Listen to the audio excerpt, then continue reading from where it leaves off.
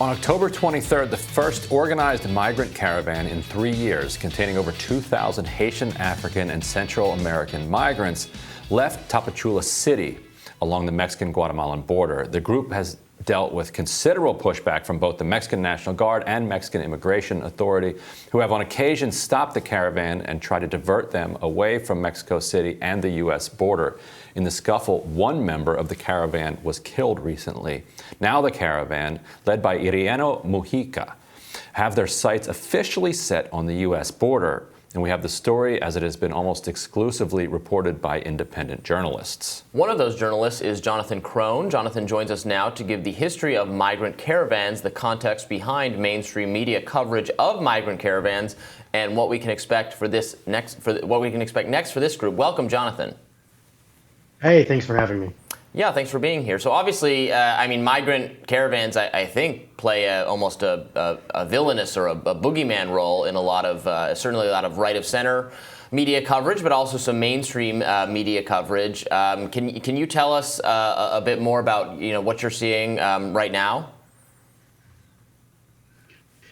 Yeah, so migrant caravans have been going on as an organized form of protest for about 10 years now. The first migrant caravan was organized in January of 2011 as a protest against the disappearance of around 50 migrants by the Zetas cartel in the town of Chahuitas. They were kind of designed as a means of asserting migrants' rights to freedom of movement. And allowing them to control their own destiny as opposed to leaving it at the whims of drug cartels who were trying to take control of human smuggling and illicit travel, as well as a protest against government oppression and sometimes just inaction. Thousands of migrants went missing during the drug wars, especially at the height of them in 2010, where there would be many unidentified bodies that were found in mass graves, and most of them were migrants because nobody knew who they were. So the caravans have been going on for a long time as this form of protest, and they only kind of got international attention after Donald Trump was so angered by them in 2018. This caravan is organized by the same main organizer who's organized most of the caravans for the past decade, Irieno Mujica. You see him there on your screen. He's a devout Catholic and left-wing organizer. He doesn't get any money from this. I've seen the man work. Mexico isn't really the same as in the U.S., where it requires a lot of funding and a lot of backing to kind of get big protests off the ground. Irieno, for example, went to Tapachula for about 2 months this time. And he helped migrants get Tramite visas. He worked with the Department of Health. They set up a vaccine center in the center of Tapachula, where thousands of migrants got their first jab of the COVID vaccine. And he worked to kind of get the population of migrants that are stuck in these southern Mexican cities, in this case Tapachula, where the government will not let them move forward or advance towards the central part of the country and further towards the north. And Jonathan, it took a lot of preparation. What are the politics of that? So where are you now? How was the caravan able to get where you are now? And can you talk a little bit more about what their plans originally were and what their plans are now for their final destination? Sure.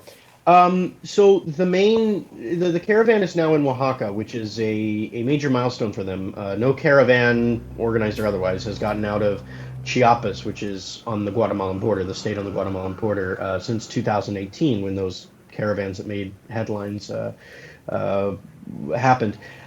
This caravan is now about several dozen kilometers south of here. I'm in the city of Juchitán, so I can have some Wi-Fi and be able to do this. But the caravan has been able to move pretty successfully with minimal physical violence outside of some of the cases you mentioned in recent days. There was a confrontation with the National Guard on the first day. And the migrants literally, relatively peacefully, they just pushed through. They just pushed back the officers that were in riot gear, and they moved through the National Guard's lines under the sign of a Christian cross, because these protests are extremely rooted in liberation theology and in ideas of God being on the side of the oppressed. So the caravan was able to move without much violence with the National Guard. There was a confrontation about a week ago with the National Guard, which was trying to grab some migrants in the back, and they took about 80 of them, and there was a scuffle where 5 National Guardsmen were hospitalized after a confrontation with the migrants. And then, as you mentioned, there was one migrant who went ahead and tried to get in a truck and go past where the caravan was, and he was shot at by the National Guard and killed. So there have been a few of those confrontations, but they stopped doing that when the caravan got to the Oaxacan border, which was quite surprising. Most observers thought the caravan would be stopped when it left Chiapas. So now as it goes into central Mexico, so there's really only 2 states between here and Mexico City. There's Estado de Mexico, which is the state of Mexico, which surrounds the federal district, kind of like Virginia to Washington, D.C., if you will. And then there's Puebla just south of that, which they have to go through as well. So the plan... Yeah. Is there a danger of violence as they make those crossings? Or how would you expect the National Guard to behave there? It's really kind of a crapshoot at this point.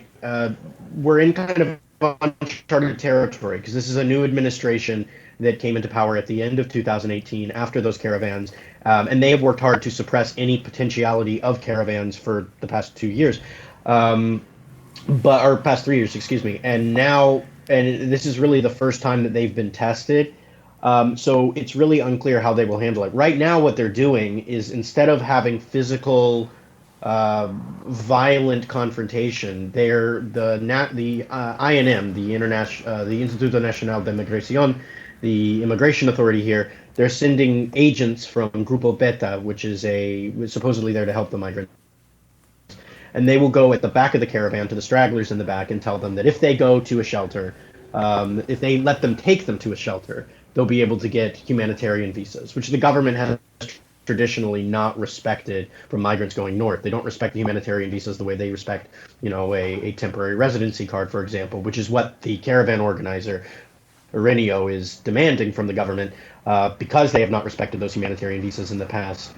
In particular, actually, after the 2018 caravan, where many of the migrants got humanitarian visas and then were arrested and deported by the Mexican authorities. So he's trying to get them residency permits. And Grupo Beta has come up, and I've seen with my own eyes 7 truckloads of migrants. They've told the organizers they've taken 300 migrants to shelters in places like Puebla, but they're kind of stuck in those shelters while they're waiting for these visas that are allegedly coming. And it's unclear how many people will get them, and if they get them, if they will be allowed to leave those shelters. So right now the government is kind of trying a whisper campaign to destroy the caravan as opposed to the violence they tried at the beginning. And we'll see how that goes. What happened was... Yeah. How does Mexican opinion come down on this question of the caravan? It's interesting. I would say most people I speak to are pretty supportive of the migrants' rights to freedom of movement, and they want to see their human rights defended. Occasionally, in the towns that the caravan has gone through, the vast majority of them have been very helpful and supportive. This is especially true in Christian communities, and not just in Catholic communities rooted in liberation theology. Pentecostalism is huge, particularly in southern Mexico, as it is in Central America, due to evangelical and charismatic missionaries over the past several decades. And while the Catholic Church in Mexico has kind of taken a more centrist turn lately in terms of being on the side of the state, it's very interesting to see that evangelical and charismatic churches have started opening their doors to the migrants as they come through. And this is true in most municipal governments. In the town of Arriaga, there was a rumor, which is the last major town before the Oaxaca border. There was a rumor on WhatsApp in the town that the mayor was telling people to shut their doors and be vigilant that the migrants were coming. And the mayor, she had to put out a statement saying that this was not true. She didn't write that message. And in fact, the city was preparing for the migrants to be there, and they were willing to help. And in fact, it was the first city I'd seen this, and the city put up an entire row of porta potties for the migrants who were sleeping in the town square. So I would say it's mixed in certain places. In Oaxaca, we've seen some resistance from local municipal authorities. Nothing too severe, but people kind of on guard. And there was a beach town near the first little pueblito where they stayed, and at this little beach town, they were told that the migrants were coming with COVID and that they needed to shut their doors and it was dangerous. And I watched Aurelio talk to some of these local people and try to explain to them what was going on and why this wasn't a big deal. And it seemed to calm them down for the most part. I would say that it's probably more supportive than you would see in the U.S. You don't see any, as far as I can tell, any like far right wing people trying to agitate that this is dangerous in the media here as much as in the U.S. But there are still people who think that way. Jonathan Krohn, thank you so much for sharing your perspective with us, and stay safe out there. Thank you.